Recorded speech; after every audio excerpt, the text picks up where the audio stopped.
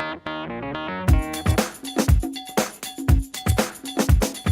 this is Sitima Fowler, CEO of Capstone Information Technologies. I'm so excited. I'm here today with Tom Parrish, Executive Director of Geva Theater.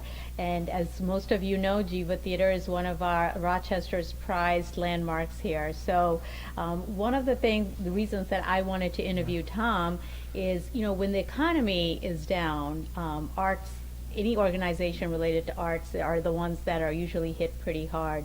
So for those of you that are struggling in this economy, I think this is an interview you'll really want to hear. And Tom, it's fascinating. So previous to Geva, you were in a similar type of organization in Massachusetts where you were credited with, reducing their debt, increasing donorship, and increasing attendance to that theater. And also I saw that you're named in the Rochester Business Journal's 40 Under 40. So you are a Rochester rock star, so congratulations. Thank you.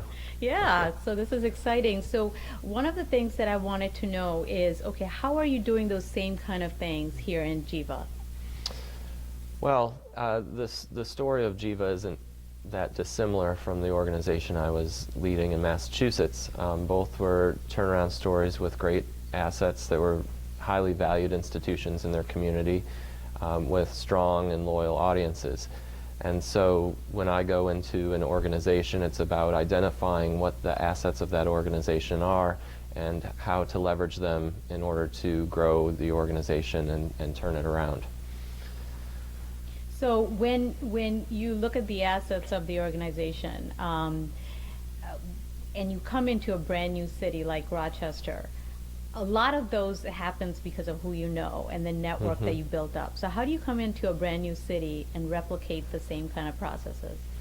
Well, when I first got to Rochester, I felt it was most important to listen and get to know the community first. So in my first 100 days, I met with over 100 different community and business leaders and asked them for their advice, their input about Rochester, about Geva, about what they felt the challenges were in the community so that Geva could be responsive to those challenges and help lead the community. So through the course of those meetings, I got to meet a lot of influential people in Rochester, and then I would ask them for people that I should continue talking to. So that was one of the primary things that I did when I first started. I also go to a lot of community and charitable events in town, galas and fundraisers, because that's where the influential people of a city go. They're invested in their community and they're supporting the community's organizations. And so it's a great place to go to meet people and to see who's really moving things in the community forward. I also joined Rochester Rotary, which is a very active community organization of business people that are committed to this community, and that's been a great venue as well for meeting new people and helping to connect people to the theater and connecting the theater to people. Okay, so basically you started with a list of people that you know are influential in Rochester, like a list of 100 names maybe, and then you just started contacting each one, meeting up with them and asking them what is important to them, what do they want to see at Geva, and then you also join organizations like the Rochester Rotary. So that's how you get established and start your network.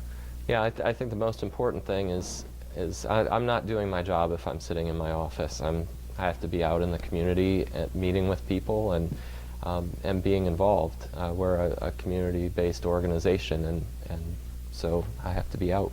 But I think that applies to any business owner. Definitely. Also, I mean, you cannot make those contacts by just sitting in your four walls. You have to get out there.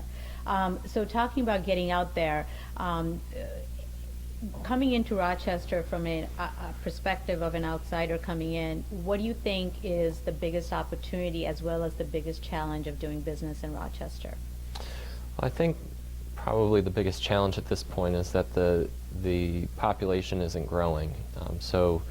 We're sort of in a fixed size community at this point. And so for an organization like Geva that is driven partly by attendance, that poses a challenge. We're the largest and most attended regional theater in upstate New York, and we have the largest season ticket holder base of any organization in Rochester. And so for us, there's very little growth opportunity in terms of attendance here. So it's about looking at the asset of the loyal patrons of Geva that have been coming for years and years. So the opportunity for us is really in growing charitable giving. For the arts in Rochester, specifically, charitable giving is lower than the national average. So for me, when I saw that coming in, it was an opportunity to grow that side of our business and try and grow charitable gifts from the patrons that are already coming to Geva. So in an economy, going with that, in an economy where, you know, where money is tight and everybody's competing for those donors' money, how do you ensure your chunk at Geva is growing? Well, I think one of the key business tenets is that retention is always more profitable than new acquisition. And so we had been spending a lot of effort and time on recruiting new audience members, but we weren't doing a very good job of retaining them over time. And so the key is really about retention, because then it lowers your costs, and over time the value of that customer grows, which improves the profitability, and that's what's leading Geva toward a balanced budget. Okay, so basically in a business setting, that translates to take care of your clients, because it's more expensive to go out and get newer clients than it is to keep the current ones happy and spending more with you in the long run. Okay, great. So one of the things that I always like to know of successful people is how is their daily schedule? Like, can you give us an example of what you do on a typical day? Well, the thing I love about my job is that no day is typical. Every day is different, so it's always something different. But I guess in a typical day, I wake up about 7 in the morning, check my email, read the newspaper, catch up on the day's events. I read mostly local news because the theater operates solely in Rochester, so understanding what's happening in this community so that we can be responsive to it. Then I will often have a meeting in the morning, either a breakfast or some sort of meeting with donors. When I get into the office, I walk through the entire building and meet with all of my staff members and check in, because I think it's really important for an executive to know what's happening on the front lines, because that's where the customers are. And in order for us to be patron-centered and really focusing on what serves our patrons, it's important for me to know what that front line is working on and dealing with. And within the purview of my role, I'm co-CEO with our artistic director, Mark Cuddy, and he leads all of the artistic production and education and literary aspects of the organization, and I run the business side. So each day tends to focus itself either in marketing or development, fundraising, or within finance. And so the days sort of flow between those priorities and often have a mixture of all of them. Lunch meetings with potential donors or current donors or community leaders.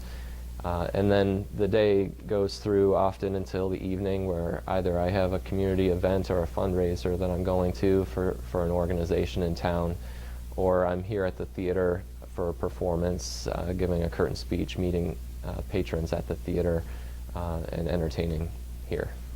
Okay, so that's a pretty full-packed day. Yes. So do you get any sleep? I do. I do manage to get the full 8 hours of sleep each night. But it is a large role running a community institution like this, and Geva has over 500 performances a year, so we always have something going on here. I think one thing that is of benefit to an organization and a charity like ours is that our constituents come here every month. Right. So there's an opportunity to really build relationships with people over an extended period of time. So you see the same people here every month, and it forms a community. Yeah, and I think just to relate that, I think there's a lot to say for bringing people in your house and greeting them and making them feel welcome. In a business setting, obviously in the line of business we're in, we're going out to our client sites, but we make a point of having networking events back at our place where we bring them in and getting our clients to network with each other and put a face to all the engineers and people they do business with, and I think that's very important, keeping that touch, that connection with them. Speaking about Geva and performances, looks like you guys are getting ready for a performance tonight. Can you tell us what are some 2014 goals for Geva that you have? Well, last year we were invited to be one of 3 performing arts organizations in the United States to participate in the EMC Arts Innovation Lab for the Performing Arts, funded by the Doris Duke Charitable Foundation. And so we've been innovating and experimenting with a transformation here at Geva, really transforming our business model to put the artist and the patron together at the center of our organization and building the institution around that relationship. So it's really a transformation for the organization from focusing on transactions, particularly individual ticket transactions, to one of relationships and customer lifetime value and loyalty. Okay. And so we've been experimenting and innovating a lot around audience and community engagement. We have a lot of new programs designed to bring patrons closer to the center of the organization and forming meaningful personal relationships with artists. So that's one of the primary things we're working on. From a business perspective, we're continuing to try and grow revenue. As I mentioned, ticket sales are stable and will grow just with inflation, if that, from here on forward. So we're focusing really on growing individual contributions and business support. So I think so. Even in the arts, I mean, you are being innovative and trying something new. I mean, not just relying on the same old, same old. Looks like in 2014, you are innovating and seeing, will there be more loyalty with your patrons and have a greater value and sense of, like they have a vested interest in Geva if you bring the community and the actors as well as the patrons together, and they connect them, be a connector for them. Yeah, you have to innovate in any business, and theater is over 2,000-year-old art form, and we've been innovating for millennia. And technology's really changed the way that people interact with cultural activities, with YouTube and social media and on-demand television. People can really curate their own artistic experience. So it's about finding what the new value drivers are for arts organizations. And so with this innovation lab, we're really shifting the role from curator to catalyst. And we're about catalyzing relationships and catalyzing conversation, because that's something unique that we can add value for the community. Yeah, I was just going to say, because, as many times as I go to a movie theater to watch a movie or, go see like a big Broadway play, that intimacy of that relationship and the networking and meeting people, that actors on stage, like that doesn't happen, right? But Right. with a community theater like Geva, that affords those kind of opportunities. So that's awesome. So this is wonderful. Thank you for sharing a lot of Thank this you. success insights with us. Any last words of advice for other entrepreneurs? Well, when I was in theater school, I went to the National Theater Institute, and we had a motto that I carry with me, and it's risk, fail, risk again. And no great reward comes without risk, and you can't be afraid to fail. So that's one thing, and the other is just that retention is always more profitable than new acquisition, and to keep that in mind, finding the value for your customers and focusing on that.